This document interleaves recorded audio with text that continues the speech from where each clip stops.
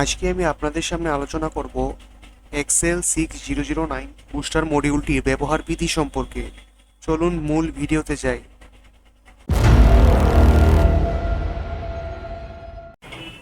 তো আপনারা স্ক্রিনে মডিউলটি দেখতে পাচ্ছেন। মডিউলে ইন প্লাস এবং ইন মাইনাস লেখা প্রান্ত দুটি যথাক্রমে ইনপুট কানেকশনের পজিটিভ ও নেগেটিভ।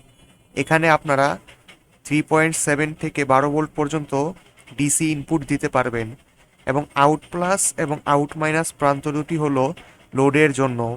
আপনার যদি এক্সট্রা মাল্টিমিটার থাকে তাহলে এখানে কোনো ভোল্টমিটার সংযোগ করার প্রয়োজন নেই, তবে যদি না থাকে তাহলে অবশ্যই সংযোগ করে নিতে হবে। এবার আপনারা একটি ভেরিয়েবল দেখতে পাচ্ছেন নীল রঙের। এটিতে টেস্টার দিয়ে ঘুরিয়ে ভোল্টেজ নির্ধারণ করতে হয়, কম বেশি করা যায়। আর একটি আইসি ও একটি বুস্টার কয়েল দেখতে পাচ্ছেন। এই কয়েলগুলোতে হিটসিঙ্ক লাগাতে হবে যদি আপনি অনেক বেশি লোড দেন, নতুবা এটি গরম হয়ে পুড়ে যাওয়ার সম্ভাবনা রয়েছে। ধন্যবাদ সকলকে ভিডিওটি দেখার জন্য।